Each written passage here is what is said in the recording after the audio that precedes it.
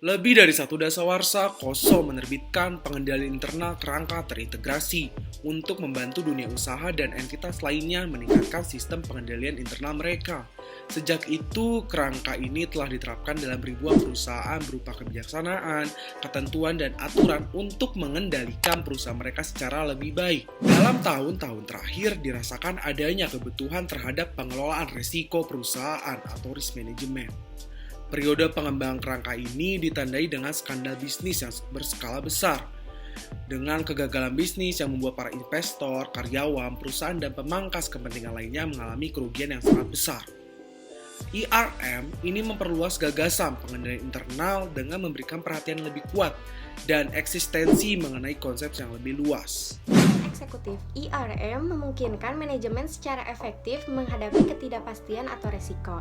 IRM atau Enterprise Risk Management meliputi hal-hal sebagai berikut. Yang pertama, menyelaraskan risk appetite dan strategi. Yang kedua, meningkatkan keputusan berkenaan dengan tanggapan terhadap resiko. Yang ketiga, mengurangi kejutan-kejutan dan kerugian operasional.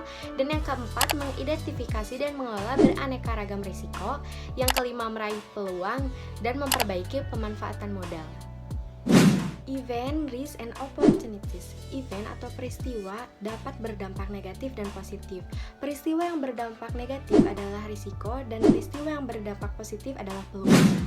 Definisi IRM atau Enterprise Risk Management adalah proses yang dibuat oleh direksi atau dewan komisaris, manajemen, dan personalia lain yang diterapkan sebagai bagian dari penetapan strategi dan berlaku di seluruh lingkungan perusahaan, dirancang untuk mengidentifikasi peristiwa yang berpotensi terjadi dan dapat mempengaruhi entitas dan mengelola risiko agar masih dalam batas risk appetite untuk memberikan keyakinan-keyakinan yang memadai tentang tercapainya tujuan entitas.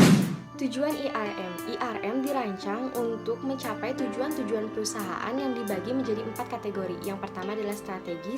Ini adalah tujuan tingkat tinggi untuk mendukung misi perusahaan. Yang kedua adalah operasi, yaitu penggunaan sumber daya secara efektif dan efisien.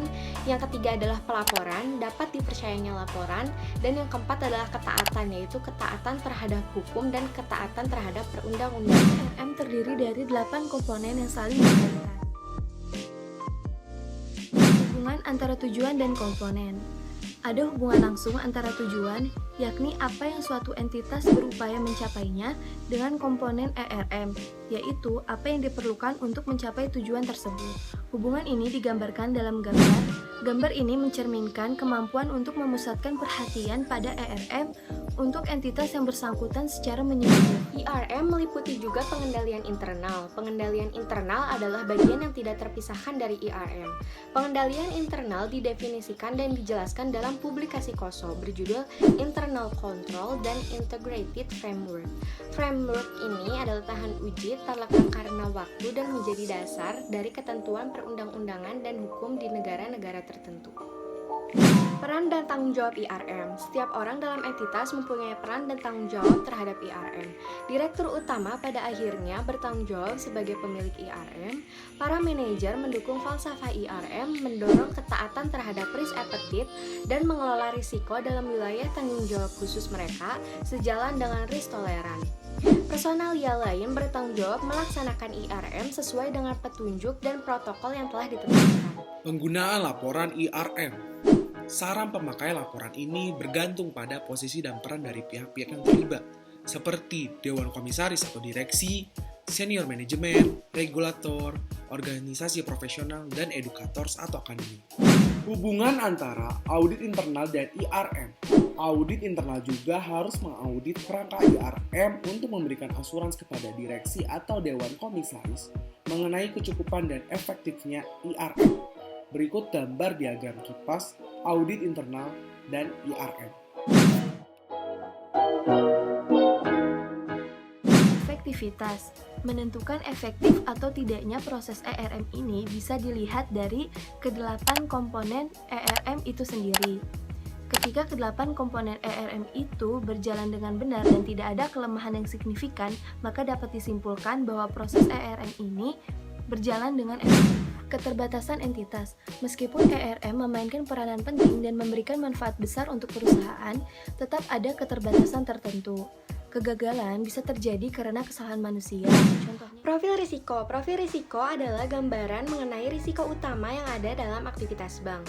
Profil risiko diukur dengan mengidentifikasi terlebih dahulu risiko inherent pada berbagai aktivitas bisnis atau risiko yang melekat pada aktivitas bank. Bagaimana menilai resiko inherent? Penetapan tingkat resiko inherent untuk masing-masing jenis resiko dikategorikan ke dalam peringkat. Yang pertama high sebesar 5, moderat 3-4, dan low 1-2. modal adalah perbandingan antara modal asing dengan modal sendiri. Dalam hal ini, modal asing adalah utang jangka panjang maupun utang jangka pendek. Sedangkan modal sendiri terbagi atas laba ditahan dan penyertaan kepemilikan perusahaan. Dalam menentukan struktur modal, manajer bisa menggunakan dua istilah. Yang pertama itu low leverage dan yang kedua itu high leverage. Selanjutnya dalam manajemen modal terbagi menjadi dua, yaitu yang pertama regulatory capital dan yang kedua adalah economic capital. Regulatory capital adalah CAR sebesar 8%, economic capital yang pertama adalah bottom up, yaitu proses penyusunan anggaran berdasarkan tujuan yang telah ditetapkan sebelumnya. Dan yang kedua adalah modal dihitung terpisah untuk setiap risiko, dampak, dan diversifikasi. Value-based management. Value-based management merupakan suatu matriks untuk mengukur kinerja bank sesuai risiko yang diambil. Matriks yang sering digunakan adalah RORAC, yaitu Return on Risk Adjusted Capital, dan EVA, yaitu Economic Value Added. Kedua matriks Kinerja bisnis. Dengan adanya IRM dalam perusahaan akan mengalami perbaikan kinerja dalam bisnis. Karena IRM dapat mengolah hubungan antara resiko, modal, profitabilitas, bahkan strategi untuk memindahkan resiko.